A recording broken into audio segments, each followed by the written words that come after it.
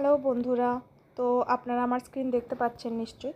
তো আমি আজকে আপনাদেরকে দেখাবো যে আপনারা অন্নপূর্ণা ভাণ্ডার পাওয়ার জন্য বা মানে আরও আদার্স যে সমস্ত ধরুন মানে প্রকল্পগুলো আছে, তো সমস্ত কিছুর জন্যই কিন্তু আমাদের সরকার থেকে বলা হয়েছে যে ডিডিবি লিঙ্ক করার জন্য। যেটা বলা হয় ডিডিবি লিঙ্ক মানে হচ্ছে যে আমাদের ব্যাংকের সাথে আমাদের আধার লিঙ্ক করা আছে কিনা সেটা দেখার জন্য। তো অনেকেরই ধরুন পুরনো অ্যাকাউন্ট থাকে, তো সেই ক্ষেত্রে আধার লিঙ্কটা অনেক সময় করা থাকে না, আবার অনেকের করা থাকে বা করা থাকলেও কীভাবে করতে হবে না হবে কেউ মানে সেইভাবে জানা যায় না।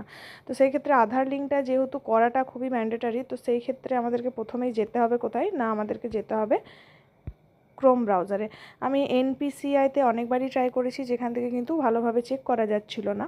তো মানে ডাইরেক্ট যদি আমরা ওখান থেকে ক্লিক করছি তাহলে কিন্তু চেক করা যাচ্ছে না। তো সেক্ষেত্রে আমি একটা উপায় বের করেছি, সেটা হচ্ছে যে আমাদেরকে প্রথমে যেতে হবে umang.com-এ। umang.com-এ কীভাবে যাব আমরা, UMANG এইভাবে অনেক সময় আপনাদের ড্রপডাউনেও চলে আসতে পারে। তো এটাকে আমরা প্রথমে সার্চ দেব। সার্চ দিয়ে দেখুন এখানে চলে এসছে। এইবার এটাকে আমরা টাচ করব। দেন এই পেজটাকে আমরা চেষ্টা করব ডেস্কটপ মোড করে নেওয়ার। তো আমার তো ডেস্কটপ মোডই করা আছে। এখান থেকে আপনার 3টে স্লিপার লাইনে যেয়ে বা 3টে ডট এই যে উপরে আছে এই ডটটাতে গিয়ে এখান থেকে আপনার ডেস্কটপ সাইড করে নেবেন পেজটাকে। তো আমার ডেস্কটপ সাইড অলরেডি করা আছে, যেহেতু আমি এটা করেছি আগে। তো এখান থেকে উপরে দেখুন, একদম উপরে গিয়ে এখানে এটা রিফ্রেশ হয়ে গেছে, ওয়েট করুন একটু দেখিয়ে দিচ্ছি। এই যে একদম উপরে আমাদের সার্চ বার আছে, এই যে একদম উপরটাই, এখানে আমরা লিখব NPCI। এবার NPCI লেখার পর আমরা একটু ওয়েট করব। দেখুন একদম এখানে লেখা আছে, দেখুন আধার শেডিং, তারপরে ভারত আধার শেডিং এনাবেল, এই যে সেকেন্ড যে অপশানটা এইটাকে আমরা এনাবেল করার জন্য টাচ করব। ঠিক আছে, এবার এটাকে টাচ করার পর একটু ওয়েট করব, পেজটা ওপেন হওয়ার জন্য আমরা একটু মানে সময় দেবো। দেন আমাদের এইরকম একটা পেজ খুলবে।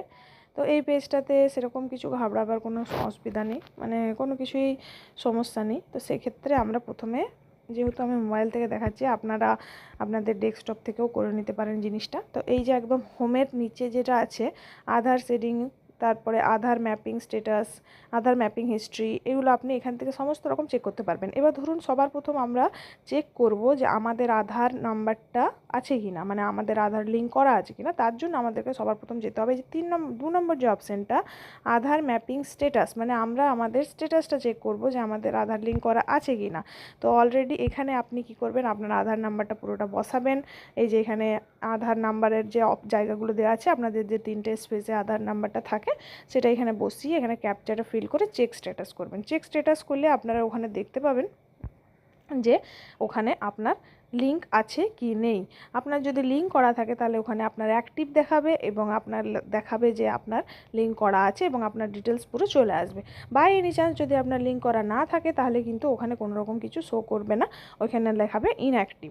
ঠিক আছে, এবারে আপনার যদি ধরুন মনে করুন করা নেই, মানে ধরুন আধার লিঙ্ক করা নেই, তো সেই ক্ষেত্রে আপনি যদি করতে চান সেটা আপনি খুব সহজেই করতে পারবেন। মানে একদম বাড়ি বসে, কোথাও আপনাকে যেতে হবে না, কিচ্ছু করতে হবে না।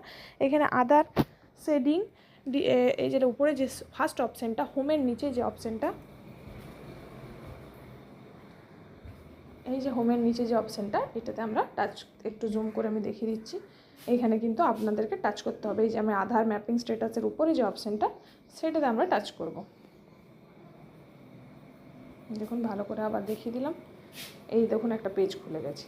এবারে আমাদের কাজ কি, এইখানে আমাদের কাজ হচ্ছে এখানে আবার আমাদের আধার নাম্বারটা আমরা বসাবো, একদম উপরের কলামটাতে পুরো আধার নাম্বারটা বসাতে থাকবো।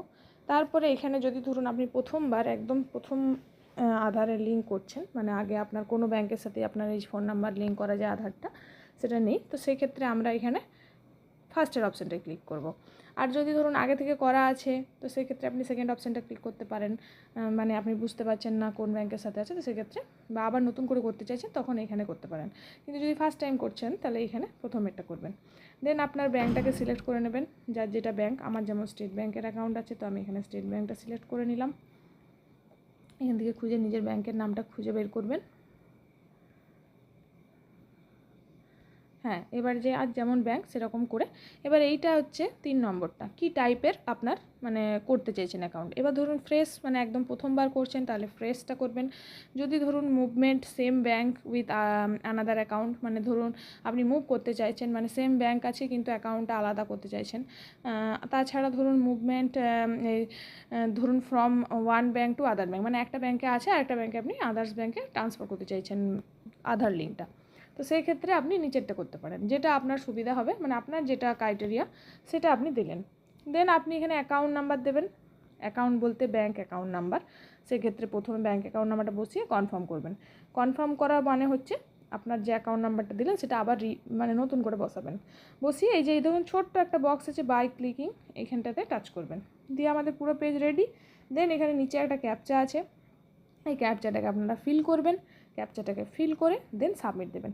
এটা একেবারে খুবই সহজ পদ্ধতি এবং খুবই বাড়ি বসে ইজিলি করা যাবে। অনেক রকমের ভিডিওতে বলছে যে নাকি ব্যাংকে গিয়ে ফর্ম ফিল আপ করে এটা করতে হবে, কিন্তু আমি নিজে এটা করেছি, তো এটা খুবই কার্যকরী এবং আপনারা সহজেই এটি বাড়ি বসে করে নিতে পারবেন। কোথাও আপনাদেরকে যেতে হবে না এবং কোনো রকম চিন্তা করতে হবে না। তো আপনারা এটা ট্রাই করে দেখতে পারেন, আশা করি হয়ে যাবে। আমাকে যদি না হয় কমেন্ট বক্সে জানাবেন, আমি আপনাদেরকে চেষ্টা করব কমেন্টে উত্তর দেওয়ার।